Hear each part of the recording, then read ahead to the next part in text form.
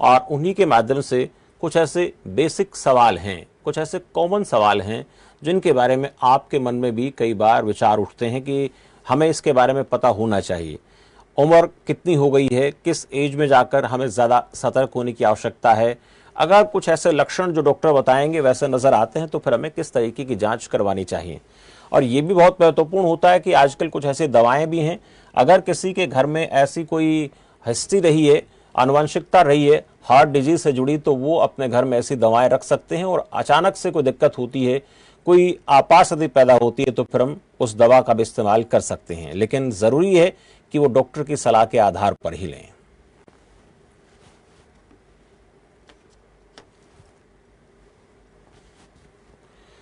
इस वक्त मेरे साथ डॉक्टर मधुर जैन हैं, कार्डियोलॉजिस्ट हैं, पारस अस्पताल गुरुग्राम से, और डॉक्टर वैद्य विवेक आहूजा आयुर्वेदाचार्य हैं। दोनों का इस चर्चा में बहुत स्वागत है। डॉक्टर जैन, पहले मैं सवाल आपसे करना चाहूँगा, आजकल ये तकलीफ हार्ट की बहुत कॉमन हो गई है और उसके बहुत सारे कारण हैं जिन पर हम चर्चा में लगातार करते हैं, लेकिन मैं पहले आपसे जानना चाहूँगा कि ऐसी कौन सी बेसिक चीज़ें हैं जो हमें संकेत देती हैं कि आवाज़ आ रही है मेरी आप तक डॉक्टर जैन? जी डॉक्टर साहब, जैसे हम बात करते हैं, जी मैं सवाल कर रहा था कि जो हम बात करते हैं हार्ट डिजीज से जुड़ी हुई कोई संकेत मिलने की बातें करते हैं बहुत, क्योंकि ऐसी बीमारी है अचानक से होती है और फिर उसके बाद फिर बहुत ज्यादा गंभीरता इसमें आ जाती है।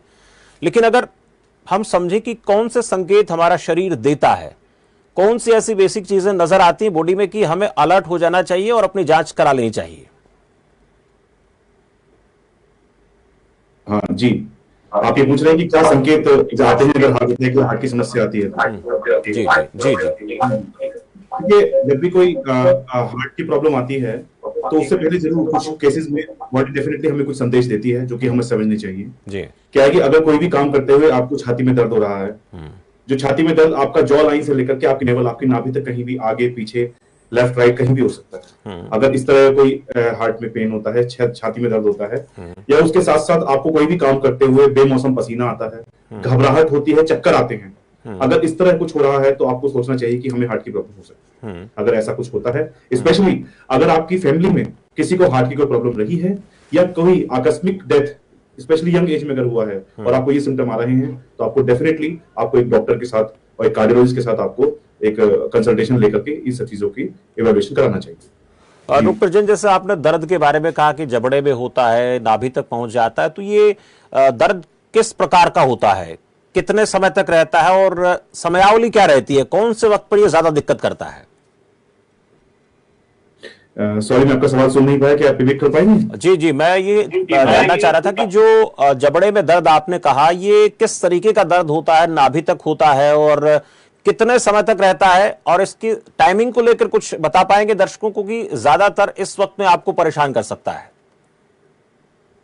देखिए, दर्द ऐसा होता, इस दर्द की क्वालिटी ऐसी होती है कि ऐसा लगता है कि जैसे किसी ने छाती पे एक भारी वजन रख दिया हो। ऐसा लगता है कि कोई छाती में बैठ गया है या कोई भारी पत्थर रख दिया है या कोई छाती को निचोड़ रहा है। अगर इस तरह का कोई दर्द महसूस होता है जिसके साथ साथ पसीने भी आते हैं, घबराहट होती है, दिल की धड़कन बढ़ती है या बेहोशी आने की संभावना रहती है, तो ये सब चीजें इसमें होती हैं। ये सब होता है पुरुषों में, लेकिन महिलाओं में ओल्ड एज में 60-65 प्लस और डायबिटिक्स में कई बार टिपिकल जो चेस्ट पेन है, जो छाती में दर्द है या छाती में जो भारीपन है, ये नहीं होता है। उनमें एटिपिकल सिम्टम्स होते हैं, उनमें खाली घबराहट होगी, ठंडे पसीने आएंगे, और स्पेशली लेडीज में आपको कंधे में या शोल्डर ब्लेड के आसपास कुछ अनकंफर्टेबल सेंसेशंस होते हैं, वहां पे आपको पेन फील होता है। और एक बात और है, जो इसका जो दर्द है कई बार वो हाथों में निकलता हुआ महसूस होता है, जो हार्ट अटैक का जो पेन होता है। अगर इस तरह के सिम्टम्स आते हैं तो डेफिनेटली सपोर्ट लेना चाहिए, मेडिकल सपोर्ट। बहुत से लोग इस बात को गैस्ट्रिक की प्रॉब्लम समझकर छोड़ देते हैं, तो इन दोनों में क्या फर्क दिखता है? किसी को गैस की प्रॉब्लम है और काफी समय से परेशान है,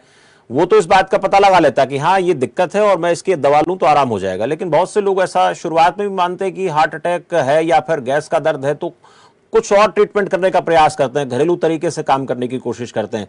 उनको कैसे समझ में आए कि मुझे गैस का दर्द है या हार्ट का दर्द है?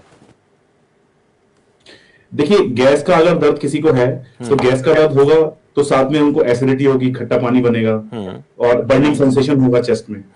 ओके, और जो गैस की प्रॉब्लम है एकदम से नहीं होती है, हार्ट का दर्द एकदम से होता है। और जो पहले कभी आदमी ने महसूस नहीं किया होता है। हार्ट का पेन ऐसा होता है जो आदमी को डॉक्टर के पास जाने के लिए मजबूर कर देता है जी। उसके जब हार्ट का पेन होगा तो आप घर में नहीं रह पाएंगे। और जो एसिडिटी का जो पेन होता है उसमें खट्टा पानी आता है, गले में जलन की महसूस होती है, तो ये सब चीजें होती हैं। लेकिन फिर भी अगर आपको गैस का भी डाउट है और वो दवा लेने से आजकल हर कोई घरेलू नुस्खे या अपना एसिड वाली गोलियां सबको पता होती है, सब ले लेते हैं, अगर उसके बाद वो ठीक नहीं हो रहा है तो डेफिनेटली आपको समझना चाहिए कि कहीं ये हार्ट की समस्या ना हो और डॉक्टर का आपको संपर्क करना चाहिए। बिल्कुल, बहुत अहम जानकारी उन दर्शकों के लिए जो हर दर्द को गैस का दर्द मान लेते हैं, समझ लेते हैं, लेकिन आप एक बार गैस के दर्द से परेशान होते हैं, दवा लेते हैं, उसके बाद भी आराम नहीं होता, फिर कोई ऐसी दवा लेते हैं, लेकिन लगातार आपको दिक्कत रहती है तो आपको डॉक्टर के पास जाना ही चाहिए। मेरे साथ डॉक्टर वैद्य विवेक आहूजा भी हैं।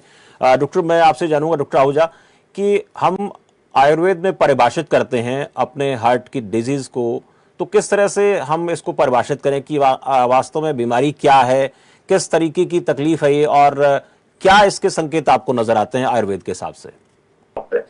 देखो, जो आयुर्वेदा की थ्योरी है उसके जी सुन पा रहा हूँ, उसमें हम जो सिम्टम्स हैं वो सेम सिम्टम्स हैं जो वर्कआउट करते हैं। इसमें ब्रेथलेसनेस हो जाना, जैसे ही पेशेंट वॉक करता है उसको ब्रेथलेसनेस फील होती है, या स्टेयर्स को क्लाइंब करता है ब्रेथलेसनेस फील होती है, या कोई भी ब्लॉकेज अगर होती है हार्ट में तो उसका पेन रेडिएट होता है आर्म्स में, और जैसे डॉक्टर साहब ने कहा जॉ और इस एरिया में।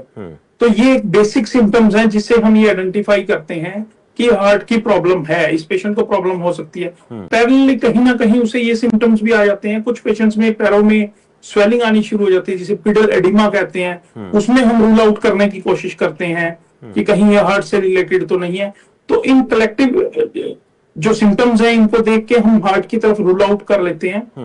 पर जो मेन सिम्टम है वो हम ब्रेथलेसनेस से मेजर करते हैं। डिस्निया ऑन एक्सर्शन को हम रूल आउट कर लेते हैं कि कितना एक्सर्ट करने के बाद पेशेंट उसको ब्रेथलेसनेस हो रही है। ऐसा नहीं है कि ब्रेथलेसनेस होना शुरू हो गया और वो हार्ट का ही सिम्टम है, हमें रूल आउट करना होता है।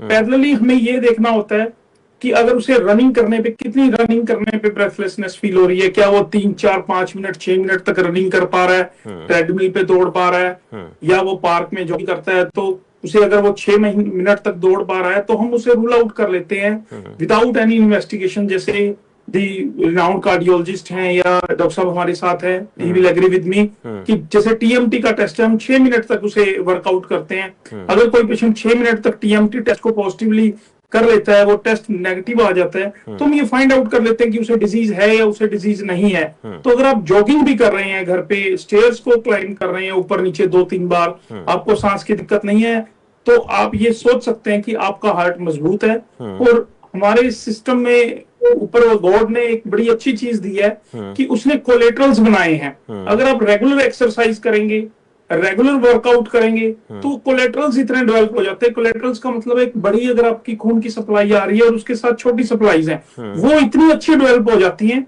कि आपको थ्रू आउट लाइफ अपनी कार्डियक की तरफ देखने की जरूरत नहीं होती है, बशर्ते कि आप रेगुलर एक्सरसाइज करें, ब्रीदिंग एक्सरसाइज करें, वॉक करें, योगा करें, तो आपके कोलेटरल्स डेवलप होते हैं जो आपकी ब्लड सप्लाई को पूरा रखते हैं। इवन कि अगर आपकी मेन आर्टरीज अगर ब्लॉक भी हो जाती हैं 70-80%, वो कोलेटरल सप्लाई को पूरा करती हैं और आपको हार्ट डिजीज से बचा सकती हैं। जी प्लीज।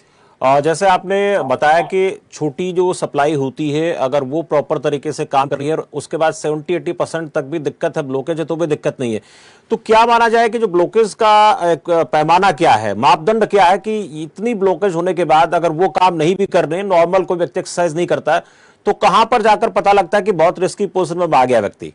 70%, 80%, 60%, कहां तक हार्ट अपनी तरफ से पूरी कोशिश करता है सर्वाइव करने की? को बॉडी का सबसे बड़ा सिस्टम है कि उसने सबसे पहले अपने आप को सरवाइव रखना है। तो जब आप रनिंग करते हुए आपको अगर ब्रेथलेसनेस हो रही है तो हम ये एज्यूम कर लेते हैं कि वो 70% तक ब्लॉकेज है। अगर आपको वॉक करते हुए ब्लॉकेज हो रही है तो हम ये एज्यूम कर लेते हैं 80% तक की ब्लॉकेजेस है। जो बुक्स में मेंशन है उसमें 2 तरह की बेसिकली हार्ट डिजीज है जिसको हम वर्कआउट करते हैं। वन इज द इमरजेंसी, जिसमें इमीडिएटली आपको ब्लॉकेज हुई और उसे ओपन करना बड़ा जरूरी है। उसमें doctor Mathur will help you doing the angioplasty and angiography. He will find out कि उसमें कितनी ब्लॉकेज है and he will put the stunt in that case. That is the emergency part. फिर हम पैरेलली डिस्कस करते हैं क्रॉनिक स्टेबल एंजाइना, एक word आता है हमारा, उसमें बड़ा क्लियर है कि आपको एक ऐसी डिजीज है जो क्रॉनिकली हार्ट के अंदर है, आप किसी और चीज के लिए हॉस्पिटल गए हैं, फीवर के लिए या एसिडिटी के लिए या किसी और डिजीज के साथ, और ग्रेजुअली आपकी इको में टीएमटी में फाइंड आउट हो गया कि आपको हार्ट की डिजीज है, और स्टिल आपको चलते हुए कभी कभी वो पेन फील होता है पर वो इतना एग्रेसिव पेन नहीं है, और डॉक्टर इको के बाद आपको सजेस्ट कर देता है कि वो आपको एंजियोप्लास्टी करवानी चाहिए। That is not the emergency stage. उसमें हम वेट कर सकते हैं, वेट एंड वॉच कर सकते हैं। उसमें हमारे सेट प्रोटोकॉल्स हैं, आयुर्वेदा प्रोटोकॉल्स जो यूज करता है, उसमें we will advise the medicines. Risk factor जितने हैं उसे हटाया जाता है। रिस्क फैक्टर में मेनली रिस्क फैक्टर हम जिसे काउंट करते हैं that is the increase of your cholesterol level, उसे हमने सेटल डाउन करना है। The smoking is the another part, alcohol is the another part. तो ऐसे एक रिस्क फैक्टर का स्पेसिफिक क्राइटेरिया है।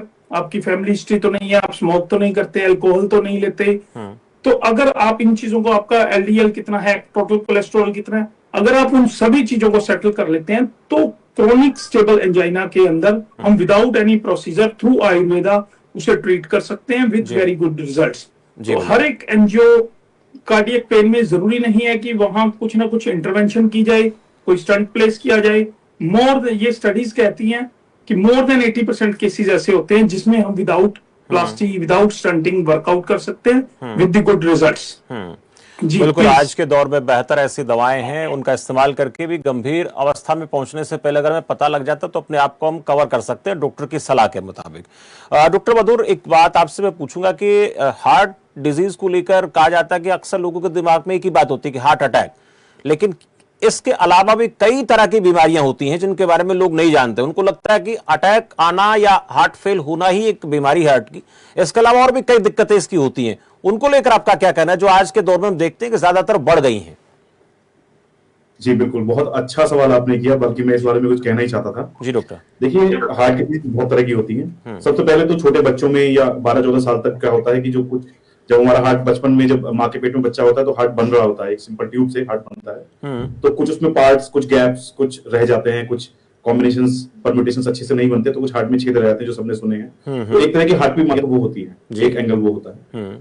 दूसरा, आप ये समझिए कि हमारा जो हार्ट है वो एक पंप है, एक पंप है जो कि हमेशा धड़कता रहता है। तो हमारे हार्ट में दो सिस्टम होते हैं, एक प्लम्बिंग सिस्टम होता है और एक इलेक्ट्रिकल सिस्टम होता है। प्लम्बिंग सिस्टम मतलब हार्ट की जो ब्लड सप्लाई होती है। जब हार्ट की ब्लड सप्लाई में प्रॉब्लम होती है तो जो प्रॉब्लम होती है उसको हम हार्ट अटैक कहते हैं। और जो हार्ट धड़कने के लिए जो इलेक्ट्रिसिटी, जो बिजली आती है, अगर उसमें कोई प्रॉब्लम होती है और हार्ट रुक जाता है तो उसे हम कार्डियक अरेस्ट कहते हैं। तो कार्डियक अरेस्ट और हार्ट अटैक में ये फर्क है, नंबर एक। तो आपने जैसे बताया कि कौन कौन सी बीमारियां होती है, एक बीमारी होती है बच्चों में जो हार्ट में छेद की प्रॉब्लम होती है, जो होल्स जिसको हम कहते हैं। नंबर 2 हार्ट अटैक की प्रॉब्लम, जो प्लम्बिंग सिस्टम की प्रॉब्लम है। और नंबर 3 कार्डियक अरेस्ट, जिसमें कि आपने देखा होगा आजकल बहुत पब्लिक इनिशिएटिव चलता है कि हम सीपीआर करें एंड ऑल, वो सब चीजें कार्डियक अरेस्ट होता है। तो इन दोनों में बीमारी जनरली होती है। एक और बीमारी होती है जी, पुराने जमाने में कुछ ऐसे इन्फेक्शन होते थे बचपन में जिसकी वजह से हार्ट की वाल्व खराब हो जाती थी। ये बीमारियां अभी भी होती हैं, लेकिन क्योंकि बहुत अच्छी एंटीबायोटिक्स और पब्लिक का जो रहन सहन का तरीका है और जो नॉलेज है इन्फेक्शंस का, बुखार का, इन सब चीजों के बारे में बहुत अवेयरनेस आ गई है, तो वो बीमारियां थोड़ी कम हो गई हैं। लेकिन उनको रोमेटिक हार्ट डिजीज कहा जाता था। आपने सुना भी होगा बचपन में कि हर 3 हफ्ते पे उसको एक इंजेक्शन लगता है पेनिड्यूरा का, इस तरह की बीमारी रोमेटिक हार्ट डिजीज होती थी। वो अब उन बीमारियों की मात्रा जो है थोड़ी कम हो गई है, वाल्व की जो डिजीज। पेस मेकर की किस अवस्था में जरूरत पड़ती है? जैसा कि मैंने बताया कि हार्ट एक पंप है जिसमें एक प्लम्बिंग सिस्टम है जिससे हार्ट अटैक आता है, और इलेक्ट्रिकल सिस्टम है जिससे कार्डियक अरेस्ट आता है।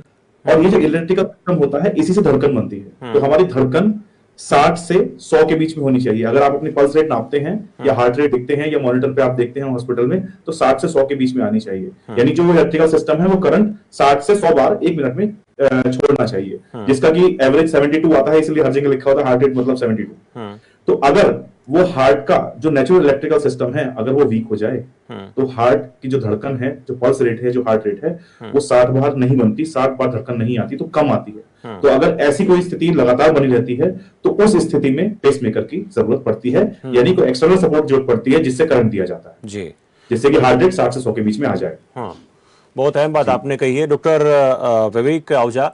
हम एलोपैथी की बात करते हैं, वहाँ कुछ दवाएं रिकमेंड करते हैं डॉक्टर, अगर किसी को इन दोनों में से कोई बीमारी होती है तो खासकर। लेकिन अगर आयुर्वेद की बात हम करें, किसी के बारे में पता लग जाता है कि देखिए आपको इस तरह की दिक्कत है, 70% 80% ये प्रॉब्लम हो गई और आने वाले समय में आपको हार्ट से जुड़ी हुई कोई गंभीर बीमारी हो सकती है, उस दशा में आप लोगों की तरफ से क्या ट्रीटमेंट दिया जाता है मरीज को, कैसे आप ट्रीट करते हैं, और एक भरोसा भी कायम करना जरूरी है आज के दौर में मरीज के ऊपर?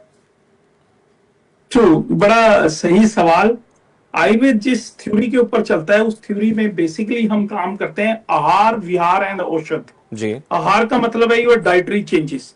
तो जैसे हम कहते हैं कि दी हार्ट अटैक और heart problem is basically lifestyle disease, diabetes is a lifestyle disease. तो what is lifestyle? Lifestyle is your aahar, your vihar means the exercise, the movement you do. So first you have to correct apna ahar, the diet, and vihar, the exercise and the daily routine. And then we talk about the औषध medicine.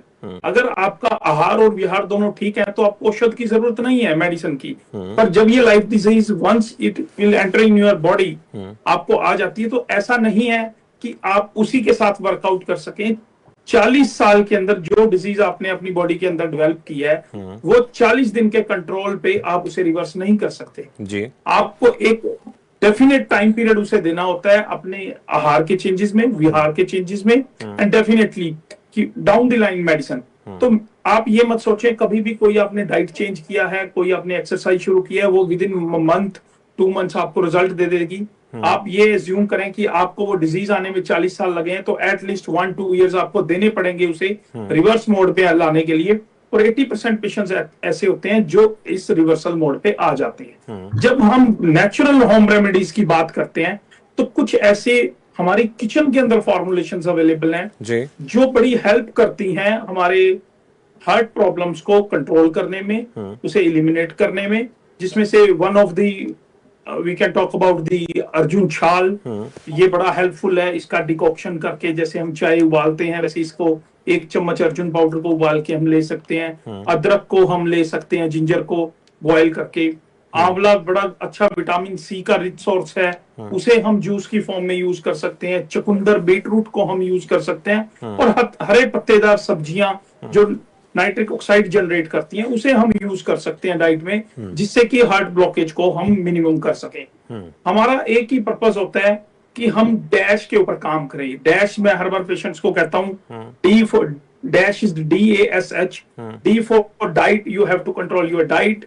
A for activity, activity के ऊपर काम करना है। S stress, आपके stress levels को manage करना है। एंड H फॉर हैबिट, अगर आप उसकी अपनी हैबिट को ओके कर लेते हैं तो आप हार्ट डिजीज से अपने आप को प्रिवेंट कर सकते हैं। And yes, there are few herbs in Ayurveda, few formulations in Ayurveda जो उसके ऊपर कार्य करती हैं। एक बड़ा अच्छा मैं आपको फॉर्मुलेशन बताऊंगा आपके माध्यम से, जो ऑडियंस हमें सुन रही है। ऐसी फॉर्मुलेशन जो कहीं भी आर्थरोस्क्लेरोसिस है, आर्थरोस्क्लेरोसिस हम कहते हैं कहीं भी आर्टरी के अंदर अगर आपका फैट डिपॉजिट हो गया है, ब्लॉकेज हो गई है, कोलेस्ट्रॉल डिपोजिशन है, तो उसके ऊपर बड़ा अच्छा काम करती है। Whether it is in heart और it is in any part of your body, कहीं भी है, चाहे वो जुगुलर में है, एओर्टा में, कहीं भी ब्लॉकेज हो रही है आपकी, तो उसके लिए हम 4 चीजों का बड़ा अच्छा फॉर्मुलेशन है वो। आपने पहला लेना है सेब का सिरका, द एप्पल साइडर विनेगर जी। It is important message for your audience, अगर वो इसे नोट कर लें बड़े उनकी फ्रूटफुल रहेगी। ठीक है। और मैं रिक्वेस्ट करूंगा डॉक्टर माथुर से, वो भी इस पे थोड़ा सा फोकस करें। Doctor Madhur line with the patients, and it is tried and tested and mentioned in the Ayurveda textures. जी sir, the one is the apple cider vinegar, सेब का सिरका, the one is अदरक, one is लहसुन and one is नींबू। ये 4 चीजें हैं, चारों का आप 1-1 कप जूस ले लें इक्वल क्वांटिटी में। अदरक को आप चॉप कर लें, उसमें थोड़ा सा पानी मिलाएं, मिक्सी में ग्राइंड करें और कपड़े से उसे निचोड़ लें, आप उसका जूस ले लेंगे। सेम विद दी लहसुन, नींबू का आप जूस एक्सट्रैक्ट कर सकते हैं और सेब का सिरका मार्केट से मिल जाता है। 1-1 कप उसे ले लें और उसे सबको इकट्ठा कर लें, वो 4 कप हो जाएगा। उसे हल्का सा बॉईल कर लें जी। जब वो 3 कप रह जाए, 1 कप इवेपोरेट हो जाए, उसका उड़ जाए जो आपने एड ऑन किया था, उसका 1 चम्मच सुबह और 1 चम्मच शाम को अगर आप यूज करते हैं तो it is very good formulation for the arteriosclerotic patients जिनके अंदर कहीं ना कहीं ब्लॉकेज है, इसके रेगुलर यूज से विद इन 1 मंथ आप देखेंगे कि उनके जो ब्रेथलेसनेस के एपिसोड्स थे, जो क्रोनिक एंजाइना था, स्टेबल एंजाइना था, उसके सिम्टम्स थे, वो कम हो जाते हैं। अगर ये कोई भी पर्सन इन दी फैमिली इसे यूज कर सकता है और आप इसे यूज करेंगे तो आप अपने आप को प्रिवेंट कर सकते हैं कि आपकी फैमिली के अंदर वो हार्ट डिजीज ना आए। और यस, अगर कोई इन केस ऑफ इमरजेंसी आपको ये लगता है कि कोई ऐसे सिम्टम्स हैं जो लाइफ थ्रेटनिंग सिम्टम्स हैं, इमीडिएटली हमें हॉस्पिटल में एड्रेस करना चाहिए और उसे ट्रीट करना चाहिए। जी डॉक्टर, आपने अदरक और लहसुन का जिक्र किया। बहुत बार देखा जाता है कि तासीर के लिहाज से आप लोग त्रिदोष शरीर में बताए जाते हैं, वात पित्त कफ 3 दोष होते हैं, लेकिन इसमें ये भी बहुत बार देखा जाता है कि किस व्यक्ति को कितनी मात्रा लेनी है। अगर किसी को पित्त दोष है तो उसके लिए शरीर में तासीर गर्म जैसे आप लोग बताते हैं,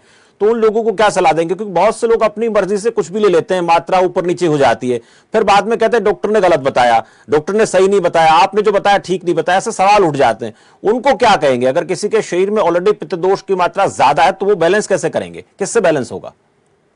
बिल्कुल ठीक है जी, आपका सवाल अच्छा है जी, शुक्रिया। आयुर्वेद में जो बात कही गई है वो कही गई है, सम दोषा सम अग्निश्च सम धातु मल क्रिया प्रसन्न आत्मेंद्रिय मनाइति स्वस्थ अभिधीयते। बॉडी इतनी ज्यादा बैलेंस्ड है हमारी, जैसे डॉक्टर साहब ने अभी एग्जांपल दे रहे थे कि हार्ट हमारा बीट करता है 72 टाइम्स, तो मैं उसी एग्जांपल से शेयर करूंगा आपके साथ कि हमारी बॉडी इतनी ज्यादा स्मार्ट है कि उसे पता है कि हार्ट को 72 टाइम्स बीट करना है। 1 घंटे में वो कितनी बार बीट होता है, आप उसे 60 के साथ मल्टीप्लाई करें। एक दिन में कितनी बार बीट होता है, 24 के साथ मल्टीप्लाई करें। अगर आप 40 इयर्स के हैं तो 40 के साथ मल्टीप्लाई करें, वो 10 मिलियंस के आसपास की एक फिगर आती है आपके पास जो आपका हार्ट बीट कर चुका है जी। तो क्या आप सोचते हैं कि आप आर्टिफिशियली ऐसी कोई मशीन बना सकते हैं जो 10 मिलियंस टाइम बीट करे और वो कभी भी रुकने की कोशिश ना करे? तो भगवान ने जो हमें चीजें दी हैं ऊपर से बना के, वो बड़ी बैलेंस चीजें दी हैं, weather it is the stomach, heart, lung, I, without the light आप देख पा रहे हैं, आपको कोई ऐसा नहीं है कि अंदर से कुछ दिख रहा है कि अंदर से लाइट है जी। तो जो हमारा स्ट्रक्चर बना है उसमें ये भी स्ट्रक्चर बना है कि आप कोई भी नेचुरल रेमेडीज थोड़ी बहुत ऊपर नीचे लेते हैं तो उसे बॉडी बैलेंस आउट कर देती है, उसे एक्सक्रीट आउट कर देती है in the form of urine और स्टूल। तो बॉडी ने एक्सक्रीटरी सिस्टम एक अलग बनाया हुआ है जिसे वो एक्सक्रीट आउट कर देती है। जो मैंने फॉर्मुलेशंस बताई हैं वो हर्बल फॉर्मुलेशंस हैं, वो सेम वैसे ही है कि आपने एक चपाती एक्स्ट्रा खा ली तो उसका क्या होगा, द सेम उसके अकॉर्डिंग है। जो मैंने फॉर्मुलेशन ये अदरक, नींबू, लहसुन और सेब के सिरके की बताई है, this is try tested formulation. अगर आप इसकी क्वांटिटी थोड़ी ज्यादा ले लेते हैं एज के अकॉर्डिंग, अगर वेट कम है और क्वांटिटी आपको लगता है ज्यादा है, तो वो भी हार्मफुल इफेक्ट नहीं करती है। जी जी बिल्कुल। ये उन दर्शकों के लिए, उन ऑडियंस के लिए बहुत बेहतर मैसेज है जो अपनी मर्जी से कुछ करना चाहते हैं। उनको डर हो गया है कि ऐसा तो नहीं है, मुझे हार्ट की दिक्कत तो नहीं हो जाएगी, उनका डर इस मैसेज के बाद निकला होगा। डॉक्टर मधुर जैन मेरे साथ लगातार बने। डॉक्टर जैन, बहुत बार देखा जाता है छोटे छोटे बच्चों में बीमारियां आजकल आम हो गई हैं और पता भी नहीं लगता है, कभी कभी रिस्क की स्थिति में आ जाते हैं, तो इसका मुख्य कारण आप क्या मानते हैं? क्योंकि लाइफस्टाइल भी खराब नहीं है, छोटा बच्चा है, ठीक ठाक खान पान भी घर में है, लेकिन फिर भी इस तरह की दिक्कतें हो जाती हैं। ये मुख्यतः किस वजह से होता है? बहुत अच्छा सवाल किया आपने। देखिए, आप बिल्कुल सही कह रहे हैं कि बच्चों में जो बीमारियां होती हैं वो आनुवंशिक होती हैं। कुछ जीन्स होते हैं बॉडी में जो सदियों से चले आ रहे होते हैं फैमिली में, वो बच्चों में आ जाते हैं, तो उसकी वजह से होता है, नंबर 1। नंबर 2 क्या है कि आजकल लेट एज मैरिजेस हो रही हैं, हस्बैंड वाइफ दोनों वर्किंग हैं, लेट एज में मैरिजेस होती हैं, तो लेट एज में जब मैरिज होती हैं तो कुछ बीमारियों के रिस्क होते हैं। उन बीमारियों में कुछ हार्ट में जो छेद हैं या हार्ट की जो कुछ कनेक्शंस में परम्यूटेशन कॉम्बिनेशंस में जो गड़बड़ होती है वो होने के चांसेस रहते हैं। तो एक ये भी कारण है। और कुछ गर्भावस्था में, प्रेगनेंसी में कुछ इन्फेक्शंस उस तरह होते हैं, टॉर्च इन्फेक्शन शॉर्ट में कहा जाता है, रूबेला है वगैरह, इस तरह की वैक्सीन वगैरह लगती है, आपने सुना होगा। तो ये इन्फेक्शन अगर होते हैं तो इनसे भी उस तरह की जो बीमारियां बच्चों में होने के चांसेस रहते हैं। तो ये एक कारण है। तो इससे कैसे निवारण कैसे हो, इससे बचे कैसे कि बच्चे में जो पैदा होने वाला बच्चा है या फिर हो गया है, आऊंगा डॉक्टर आपके पास भी, कैसे उससे बचा जाए? बिल्कुल। देखिए, आजकल इसीलिए कहा जाता है कि एएनसी पीएनसी चेकअप होता है। एएनसी मतलब जब जैसे ही प्रेगनेंसी हो माता की, तो रेगुलर टाइम पे उसको doctor ANC checkup, antenatal checkup के लिए बुलाते हैं। तो उसमें कुछ टेस्ट वगैरह होते हैं, जैसे जैसे बीमारी अगर कुछ निकलती है तो भी फर्दर टेस्ट होते हैं, तो उसी से पता लग पाता है कि कोई समस्या है या नहीं। उसके बाद भी अगर कोई प्रॉब्लम रह गई है, तो अगर बच्चा पैदा हो गया, उसके बाद बच्चा गोद में है, दूध पी रहा है, दूध पीते पीते उसको सांस फूलने लगे, या जैसे ही दूध पीता है वो निकालने लगे, या उसको बार बार सर्दी खांसी जुकाम होने लगे, जो कि साल में 5 से 6 बार से ज्यादा हो, ये सिम्टम्स है। या दूध पीते पीते या थोड़ा बच्चा बड़ा हो तो खेलते खेलते उसके हाथ पैर के नाखून और जो है जीभ होंठ वगैरह नीले पड़ने लगे, तो ये कुछ सिम्टम्स होते हैं जो कि बच्चों में अगर इस तरह की बीमारी आ गई है तो ये एक आगाह करते हैं ये सिम्टम कि आपको हार्ट स्पेशलिस्ट से कार्डियोलॉजिस्ट से मिल लेना चाहिए। तो एएनसी और पीएनसी चेकअप बहुत जरूरी है, जो कि रेगुलरली किसी भी सरकारी अस्पताल में या अपने नियरेस्ट हॉस्पिटल में प्रेगनेंसी में गर्भावस्था के दौरान और उसके बाद अगर ये सिम्टम्स आते हैं तो बच्चों का जांच करानी चाहिए। बिल्कुल, ये बहुत अहम जानकारी उन खासकर परिवार में जहां कोई लेडी प्रेग्नेंट है तो उसको ये तमाम जांचें करा लेनी चाहिए। और इसके साथ साथ परिवार में जिम्मेदार लोग होते हैं, खासकर गांव देहात में देखा जाता है कि थोड़ा सा अवॉइड कर देते हैं, उनके लिए बेहतर सुझाव है कि आपके परिवार में लड़का हो चाहे लड़की हो लेकिन स्वस्थ पैदा हो, ऐसा ना हो कि बाद में दिक्कतें हो जाए। इसलिए पहले 9 महीने के दौरान ध्यान रखना बहुत जरूरी है, जो डॉक्टर मधुर जैन ने कहा। डॉक्टर जैन, एक बात और पूछूंगा, एक डर होता है अस्पताल में जाने का, किसी को हार्ट की डिजीज हो गई है, हल्की फुल्की प्रॉब्लम हो गई है, तो लोगों को लगता है जाएंगे और डॉक्टर जाते ही ऑपरेशन करेंगे या फिर स्टेंटिंग करेंगे, ये खौफ है और इस वजह से लोग अपनी लाइफ के साथ खिलवाड़ कर लेते हैं। उनका ये डर कैसे निकले? इस कार्यक्रम का मकसद है कि लोगों को अलर्ट करें, अवेयर करें, इस पर आप क्या कहेंगे डॉक्टर जैन? देखिए, मैं ये कहना चाहूंगा कि सबसे पहली बात तो अपने डॉक्टर पे आपको विश्वास करना चाहिए। डॉक्टर भी एक इंसान है और आपको कभी गलत सलाह नहीं देता है। और आप जिस तरह से एक अच्छा काम कर रहे हैं, ये जो कार्यक्रम है यही जागरूकता फैलाने का काम करते हैं पब्लिक को। और जो लोग जागरूक नहीं होते हैं उनके साथ ही इस तरह केसेस ज्यादा होते हैं कि आप देखते हैं कि युवा अवस्था में ही हार्ट अटैक आ गया और आप वैसे पता नहीं लगता, लेकिन जब हमारे आसपास किसी को होता है या कोई सेलिब्रिटीज बड़े बड़े होते हैं उनको अगर इस तरह की समस्याएं होती है तब एकदम से एक पब्लिक में लहर सी दौड़ती है कि हमारे पास भी काफी लोग यंग एज में आते हैं कि जी मुझे चेस्ट पेन हो रहा है, पसीना आ रहा है, घबराहट होती है, तो थोड़ा जागरूकता उस समय बढ़ जाती है। तो इस तरह के रेगुलर प्रोग्राम चलते रहें और आसपास न्यूज़पेपर में, प्रिंट मीडिया के थ्रू और न्यूज मीडिया के थ्रू आप इस तरह से जागरूकता फैला रहे हैं, बहुत अच्छा काम ही आप कर रहे हैं। तो इन सब चीजों से ही ये सब चीजों के बारे में जागरूकता फैलाई जा सकती है। बिल्कुल, एक भरोसा होना चाहिए डॉक्टर पर, क्योंकि डॉक्टर को भगवान कहा जाता है। आपको कोई दिक्कत है तो डॉक्टर आपको सलाह दे, उसके हिसाब से आपको चलना चाहिए। डॉक्टर आहूजा मेरे साथ लगातार बने। डॉक्टर आहूजा, आपसे मैं जरा पूछूंगा कि अक्सर एक बात कही जाती है कि किसी के परिवार में कोई दिक्कत है, चाहे वो शुगर की दिक्कत है या फिर लीवर से प्रॉब्लम कोई जुड़ी हुई है, तो क्या ये कुछ बीमारियां हैं, ये हार्ट की बीमारी का कारण बनती हैं बाद में धीरे धीरे करके, या फिर पहले हार्ट में दिक्कत होती है बाद में प्रॉब्लम होती है? पहले कौन सी दिक्कत ज्यादा हमें कहीं ना कहीं इस चीज को लेकर अलर्ट करती है? मैं इसका जो जवाब है, मैं इसका जवाब आयुर्वेदिक लिटरेचर के अकॉर्डिंग देना चाहूंगा। जी जी बिल्कुल। तो जो हमारी कोई भी डिजीज, ऐसी डिजीज है जो ऑटोइम्यून डिजीज है या जो डिजीज हमारी बॉडी में डेवलप हो रही है लाइफस्टाइल की वजह से, उसका मेन रूट कॉज है आपकी जठर अग्नि। जठर अग्नि को हम कहते हैं डाइजेस्टिव फायर जी। That is the base line root cause. आप देखें, आपने जो भी चीज खाई है अगर वो प्रॉपरली बर्न हो रही है, डाइजेस्ट हो रही है, तो उसमें से जो एसिड्स बन रहे हैं, उसमें से जो कोलेस्ट्रॉल्स बन रहे हैं, उससे जो बॉडी एनर्जी लेगी वो प्योर फॉर्म ऑफ एनर्जी लेगी। अगर वो बर्न प्रॉपर नहीं हो रही है, जैसे आपने किसी सामान को बर्न करने की कोशिश की, एग्जांपल हम देते हैं कि आप हवन कर रहे हैं, हवन में अग्नि ही प्रॉपर नहीं है और आप ऊपर से सामग्री को डाल रहे हैं तो वो धुआं बनाएगी। दैट धुआं is in the form of the gastric reflux, acidity. जब वो डाइजेशन प्रोसेस प्रॉपर नहीं होता तो आपके जो कोलेस्ट्रॉल्स हैं वो बैड कोलेस्ट्रॉल्स की फॉर्म में बॉडी ज्यादा कन्वर्ट करने लग जाती है, जिसकी डिपोजिशन लीवर के ऊपर होती है, जो डाउन द लाइन लीवर को फैटी लीवर की फॉर्म में ले जाता है।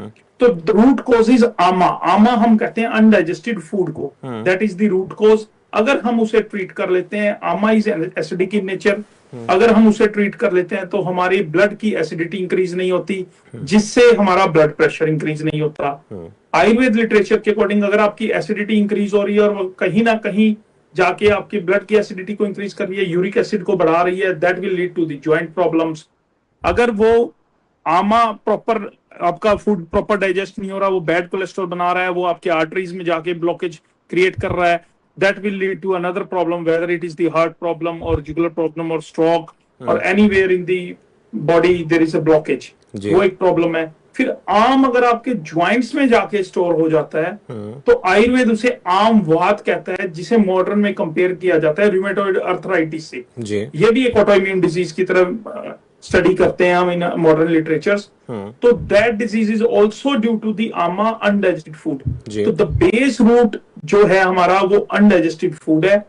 हमने सिर्फ डाइजेशन के ऊपर कार्य करना है। जिस दिन हमने अपनी डाइजेशन को ठीक कर लिया उस दिन हम अपनी लाइफस्टाइल डिजीज जो हम कहते हैं, हमारे गलत खान पान की वजह से जो डिजीज है, उनको सबको ठीक कर लेंगे। और मजे की बात यह है कि हमारी किचन में वो चीज अवेलेबल है जो हमारे डाइजेशन को ठीक करती है। मैं तो ये कहता हूँ कि जो बेस्ट डॉक्टर है वो हमारी मदर है। आप कभी भी देखें फैमिली के अंदर पूरी बन रही है तो मदर पहले ही अजवाइन डाल देती है। उसे पता है कि ये डाइजेशन में प्रॉब्लम क्रिएट करेगी तो अजवाइन चाहिए। द जीरा is in your kitchen, that is the best herb कि जिसे आप यूज कर सकते हैं, डाइजेशन को इंप्रूव कर सकते हैं। तो काली मिर्च है आपकी किचन के अंदर, उसे आप शहद के साथ यूज कर सकते हैं, वो डाइजेशन को इंप्रूव करेगा। अगर अपने डाइजेस्टिव सिस्टम को ठीक कर लिया, काली मिर्च, अजवाइन, जीरा, धनिया, इन चीजों को प्रयोग करके, इवन अगर मैं बात करूं सेंधा नमक अगर आप यूज कर लेते हैं तो भी आप अपने डाइजेस्टिव सिस्टम को इंप्रूव करते हैं। तो अगर उस पर काम करेंगे आपको प्रॉब्लम्स नहीं आएंगी। एक चीज मैं जरूर ऐड करना चाहूंगा यहाँ पे, जो सर लास्ट टाइम जवाब दे रहे थे बच्चों के, सर ने आनुवंशिक एंगल पे काफी अच्छे से डिटेल डिस्कशन की, मैं उसमें थोड़ा सा एड ऑन करना चाहूंगा। 10 साल के बच्चे तक, ये एक हमारे माँ बाप के लिए, हमारे पेरेंट्स के लिए क्लियर कट मैसेज है जो उनके लिए बहुत इंपॉर्टेंट है। 10 साल के बच्चे तक को उसे पता नहीं होता कि उसने लाइफ में क्या खाना है क्या नहीं खाना है। पेरेंट्स उसे गाइड करते हैं कि उसने क्या खाना है क्या नहीं खाना है। आज की डेट में क्योंकि दोनों ही पेरेंट्स वर्किंग है तो हमने अपने बच्चों का लाइफस्टाइल ऐसा बना दिया है कि हमने कहीं ना कहीं 30 मिनट्स में हम कुछ ऑर्डर कर रहे हैं जो 30 मिनट में डिलीवर हो जाए, किसी ऐप से हम डिलीवर कर रहे हैं जो 5 मिनट्स में डिलीवर हो जाए। तो वो चीजें जब हम लेते हैं, चाहे वो बर्गर है, पिज्जा है, चाउमीन है, वो हम अपनी मर्जी से अपने बच्चों को दे रहे हैं, उसमें बच्चों का कोई रोल नहीं है और हम उनकी हेल्थ के लिए रिस्पॉन्सिबल हैं। हमें इस चीज के ऊपर फोकस करना चाहिए कि 10 साल तक हमें बच्चे को ये ग्रूम करना चाहिए कि उसे क्या खाना है क्या नहीं खाना है, और उसके बाद उसके डाइजेस्टिव सिस्टम के ऊपर पैरेलली काम करना चाहिए ताकि आने वाले टाइम में जो डिजीज उसको 18 आइडियली जो हार्ट डिजीज हम कहते हैं कि 50-60 ईयर्स की एज में होनी चाहिए, वो due to stress, due to bad habits, वो हमारी शिफ्ट हो गई हैं 18 से 25 साल की उम्र में। डॉक्टर साहब ने भी बहुत एंजियोप्लास्टीज की होंगी 18 से 25 साल की उम्र में। यंग एज के अंदर प्लास्टिस होने लगी हैं। उसका रीजन स्ट्रेस और जो हमारा ये गलत खान पान है जिसका कारण पेरेंट्स हैं ना कि बच्चे, तो उसे जरूर सुधारना चाहिए। डाइजेस्टिव सिस्टम पे अगर हम काम करेंगे तो हम हार्ट डिजीज से बचे रहेंगे। बहुत अहम जानकारी डॉक्टर आहूजा आपने दी है कि हम अगर खान पान को लेकर, खासकर बच्चों के खान पान को लेकर ध्यान दें तो फिर ये जो बीमारियां आज 20-25 साल की एज में हो रही हैं उनसे हम खुद अपने बच्चों को बचा पाएंगे। डॉक्टर जैन, एक सवाल मेरा आपसे है कि जांच को लेकर एक सवाल उठता है, अगर किसी के परिवार में इस प्रकार की दिक्कत है, हार्ट डिजीज है, तो किस एज में कौन कौन सी जांच मोटे तौर पर उसको करा लेनी चाहिए, कितने अंतराल के बाद, ताकि बहुत बड़े लोगों को इस रिस्क से बचाया जा सके कि देखिए हम समय रहते जांच करा लेते तो आज इतना बड़ा रिस्क नहीं होता। एज वाइज अगर मैं बात करूं तो बेसिकली कौन कौन सी महत्वपूर्ण जांच है जो हो जानी चाहिए? डॉक्टर जैन।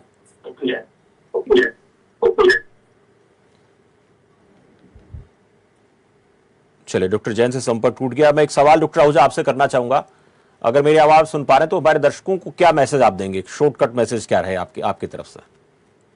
देखिए, फाइनली मेरा ये मैसेज है कि 9 रिस्क फैक्टर्स हैं अगर हार्ट की डिजीज आज के टाइम में हो रही है उसका, और ये मैं अपने मन से नहीं कह रहा हूं, ये इंटरनेशनल स्टडीज हो चुकी हैं बहुत लंबे समय तक। 9 फैक्टर्स हैं। Number 1 smoking, number 2 diabetes, India is the diabetes capital of the world. Number 2 physical inactivity, exercise ना करना, वो सारी काम, वो सारे चीजें जो हम बैठे बैठे करते हैं। नंबर 3, नंबर 4 आपका लिपिड प्रोफाइल, कोलेस्ट्रॉल, ट्राइग्लिसराइड बढ़ा होना। नंबर 5 ओबेसिटी यानी मोटापा और अल्कोहल कंजम्पशन यानी शराब मदिरा का सेवन। Number 6 hypertension.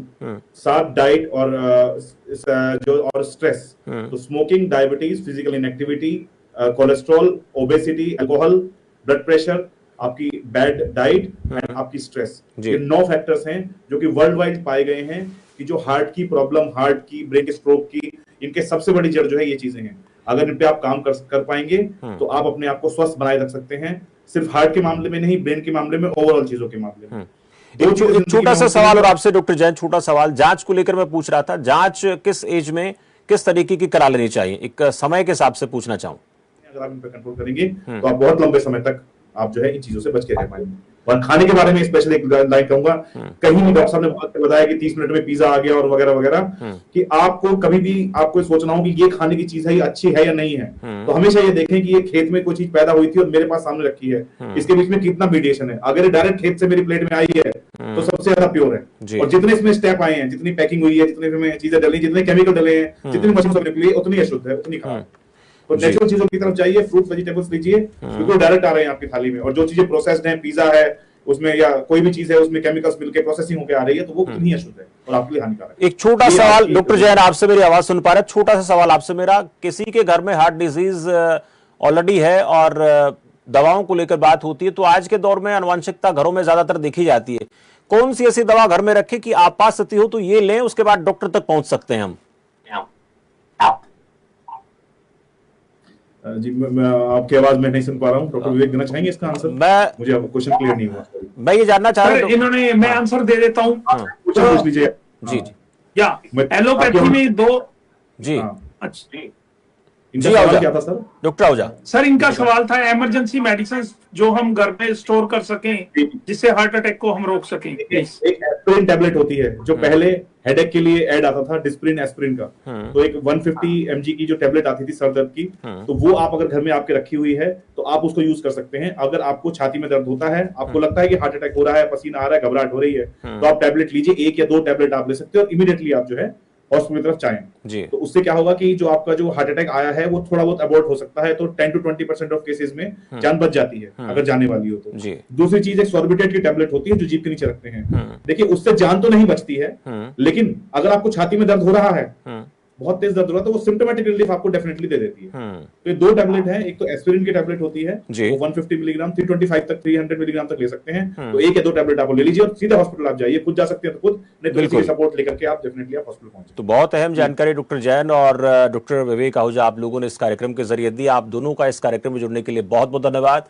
तो आज आपका डॉक्टर में हम चर्चा ही कर रहे थे कि हार्ट डिजीज कितने प्रकार की होती हैं, क्या क्या दिक्कतें हो सकती हैं, लक्षण क्या नजर आते हैं, और डॉक्टर जो बताए उसके लिहाज से आप उनको फॉलो करें। आयुर्वेद में अलग पद्धति है, एलोपैथी में अलग पद्धति है, लेकिन जहां तक बात है बीमारी की, तो बीमारी शरीर में जो होती है वो चाहे हार्ट की कोई भी हो, चाहे वो उसका इलाज एलोपैथी में, उसका इलाज आयुर्वेद में अपने तरीके से करते हैं। लेकिन अगर हम समय रहते सचेत हो जाएं अपने खान पान को लेकर, दिनचर्या को लेकर, और आपात स्थिति में जो डॉक्टर ने बताई वो दवाएं घर में रखते हैं, तो आप कुछ समय के लिए सर्वाइव कर सकते हैं और डॉक्टर तक पहुंचने में आपको सहायता मिल सकती है। इसलिए जरूरत इस बात की है कि आप अलर्ट रहें, अवेयर रहें, और घर में अगर हार्ट डिजीज किसी के है तो उसके साथ साथ आनुवंशिकता एक बड़ी दिक्कत है आज के दौर में, उसके लिए आप ध्यान रखें और समय समय पर अपनी जांच कराते रहे जो डॉक्टर ने बताई है। फिलहाल के लिए आपका डॉक्टर में इतना ही।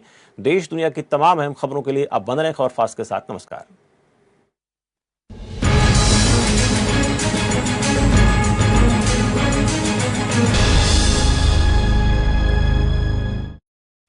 भारत को दुनिया का डिजिटल पावर हाउस बनाने का यशस्वी प्रधानमंत्री नरेंद्र मोदी का संकल्प उत्तर प्रदेश में हो रहा है